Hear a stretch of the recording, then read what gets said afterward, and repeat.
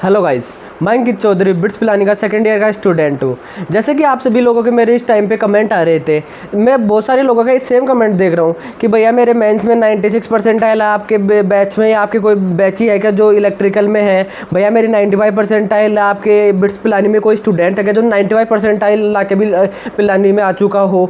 तो देखो, मैं बिना ज़्यादा टाइम वेस्ट करे मैं सीधा पॉइंट पे आता हूँ। अब मेरा पॉइंट ये है कि आपको सबको डाउट चल रहा है, ये सेम डाउट चल रहा होगा कि भैया मेरा जेईई मेंस अच्छा नहीं गया है तो क्या मैं बिटसेट देके बिट्स प्लानिंग में आ सकता हूँ, नहीं आ सकता हूँ? तो सबसे पहले तो ये आपका जेईई मेंस का कुछ भी यहाँ पे मैटर नहीं करता, आपकी कितनी परसेंटाइल हो। मैं भी है ना, जब मैंने जेईई मेंस का फर्स्ट और सेकंड अटेम्प्ट दिया था ना, मैं सेकंड अटेम्प्ट देने के बाद में इतना डिमोटिवेटेड था कि मुझे पता नहीं था क्या करना है क्या नहीं करना। मैंने एक बार तो सोच लिया था कि टायर 2 या टायर 3 कॉलेज में जाना होगा मेरा।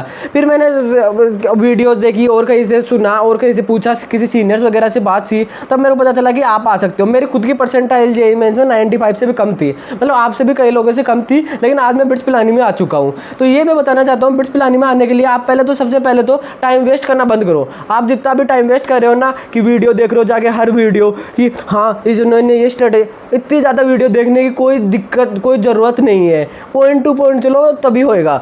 अब देखो, मैं आपके लिए इसीलिए लेके आया हूँ। आपको मैं पहले बता दूँ इस टाइम पे आपको क्या करना चाहिए।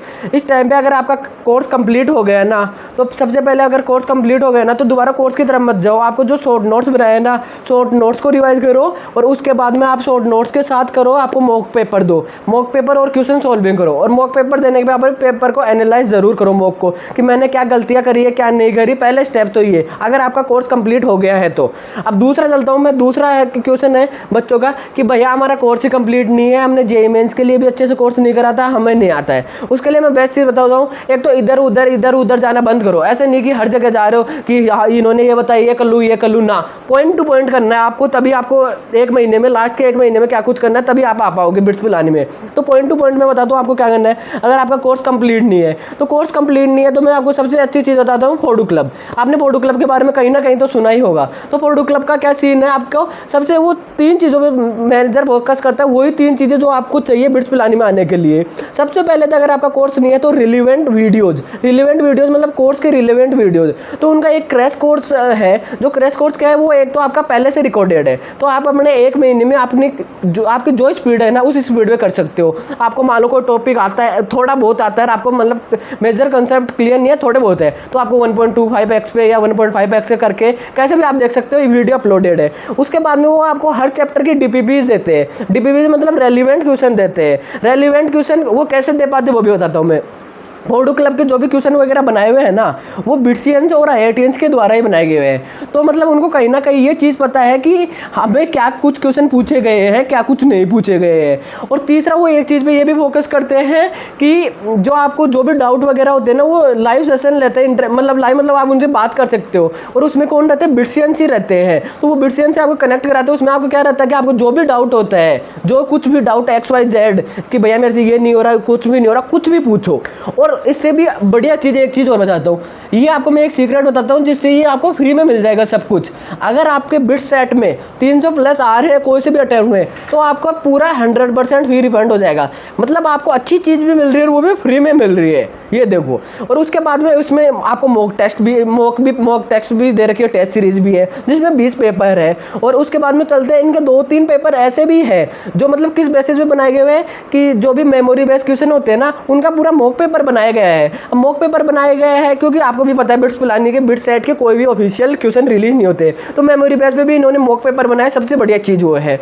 और बता दो आप लास्ट के 30 दिनों में और क्या क्या कर सकते हो, मतलब आपके एक महीने में क्या करो। एक महीने में आपने मान लो अगर एनसीईआरटी कहीं पे भी छोड़ रखी है ना, कि ये पार्ट एनसीईआरटी का बच रखा है, ये नहीं करा, एनसीईआरटी पूरी करके जाना, हर सब्जेक्ट की पूरी करके जाना। स्पेशली केमिस्ट्री की तो NCERT point to point, line to line पढ़ के जाना, क्योंकि केमिस्ट्री के लिए आप एनसीईआरटी कर लो, पूरी एनसीईआरटी रट लो, मतलब कुछ हद तक बहुत होगी वो एनसीईआरटी केमिस्ट्री में रटना। और एनसीईआरटी के अलावा पहले एनसीईआरटी मेजर फोकस होनी चाहिए। और आप एक ये भी देखना, क्योंकि जेईई मेन जेईई एडवांस में कुछ टॉपिक ऐसे होते हैं जो नहीं आते लेकिन बिटसेट पूछते हैं, तो इस बात का ध्यान रखना। बिटसेट की ऑफिशियल वेबसाइट पर जाके ये चेक कर लेना कौन कौन से टॉपिक आ रहा है नहीं आ रहा। और उसके बाद में लॉजिकल रीजनिंग और एलआर को लॉजिकल रीजनिंग और इंग्लिश को इग्नोर मत करना। ये दोनों आपके 30 क्वेश्चन आते हैं जो फ्री के मार्क्स होते हैं।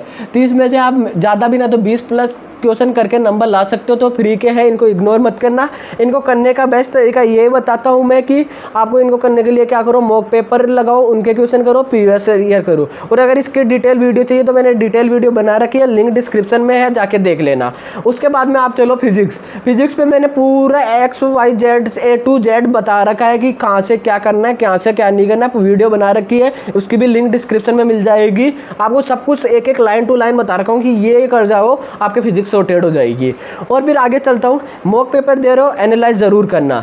और आपको देखो अब लास्ट का 1 महीना ही बचा है, मैंने टिप्स दी, आप मेरे को यकीन करो ना करो। अब मैं मेरे बिट्सियन दोस्त है ना, जो भी बिट्सियन आपके सीनियर है, उन्हीं से आपको मिलवाता हूँ और उनसे भी आपको टिप्स दिलाता हूँ। आपको बताता हूँ कि लास्ट के 1 महीने में उन्होंने क्या कुछ करा था कि वो अभी बिट्स पिलानी में पहुँच पाए हैं, क्योंकि वो बिट्स पिलानी में कहीं ना कहीं पेपर दे के पहुँचे, तो मतलब कहीं ना कहीं उन्हें आइडिया है कि क्या कुछ करना चाहिए, क्या कुछ नहीं करना चाहिए। तो चलिए अब उनसे बात कराता हूँ आपको। लास्ट के 1 महीने में काफ़ी ज़्यादा इंपॉर्टेंट होता है मॉक टेस्ट देना। मॉक टेस्ट के लिए मैंने काफ़ी सारे ऑनलाइन सीरीज यूज़ करे थे, और इसमें सबसे बड़ी मिस्टेक लोग करते क्या है कि वो जो ऑनलाइन क्विज वो लोग देते हैं, उस क्विज में सबसे इंपॉर्टेंट होता है उसको एनालाइज करना। लोग एनालाइज नहीं करते हैं। लोग जो गलतियाँ कर रहे हैं वो मतलब बेसिकली मतलब क्या है मॉक टेस्ट देने का, कि हम लोग जो गलतियाँ कर रहे हैं उसको हम लोग सीखे कुछ। तो सबसे इंपॉर्टेंट है कि मॉक टेस्ट दो, बहुत सारे दो। मैं दिन में लिटरली 2 देता था, 9 से 12 और 6 से 9। तो 2 मॉक टेस्ट दो दिन में और सारा एनालाइज करो। तो बेसिकली लास्ट का 1 मंथ इज़ वेरी इंपॉर्टेंट। तो मैं थोड़ा आराम से मस्ती से चलना होता है, कुछ ज़्यादा टेंशन नहीं लेनी है। लास्ट के मंथ में आई वुड से कि दिन में 2-2 मॉक टेस्ट देते रहो, दिन मॉक टेस्ट को एनालाइज करते रहो रोज़, कहाँ क्या क्या गलती हो रही है। एंड अगर तुमने एक फॉर्मूला शीट नहीं बनाई है, दैट इज़ वेरी इंपॉर्टेंट। एक फॉर्मूला शीट बनाओ, उसको दिन में 1 या 2 बार तो रिवाइज रोज़ करना ही है। लास्ट के टाइम में थोड़ा चिली करो, क्योंकि अगर अभी तक तैयारी हो चुकी है अच्छी, तो आगे भी ठीक ही जाएगा।